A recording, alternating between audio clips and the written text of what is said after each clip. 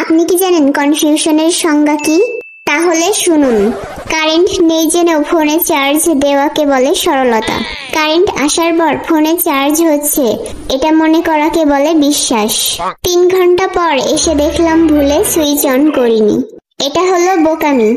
যা হয়েছে বাদ দিয়ে আবার সুইচ অন করাকে বলে ক্ষমা। সুইচ দেওয়ার সাথে সাথে কারেন্ট চলে যাওয়াকে বলে মন ভাঙা। কারেন্ট আসতে দেরি হবে ভেবে ফোন সাথে নিয়ে বাইরে যাওয়া হলো কনফিডেন্স। 3 ঘন্টা পর বাসায় এসে শুনলেন বের হওয়ার পরপরই কারেন্ট এসেছে, এটা হলো কাটা ঘায়ে নুনের ছিটা। আবার তাড়াহুড়া করে চার্জে লাগানোর সাথে সাথেই কারেন্ট যাওয়াকে বলে ছ্যাঁকা।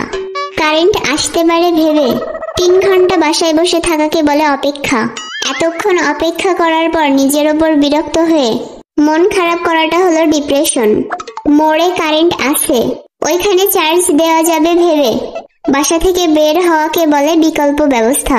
মোড়ে যাওয়ার অর্ধেক রাস্তায় গিয়ে বুঝলেন কারেন্ট এসেছে, এটাকে বলে ফিরে আসা। এখন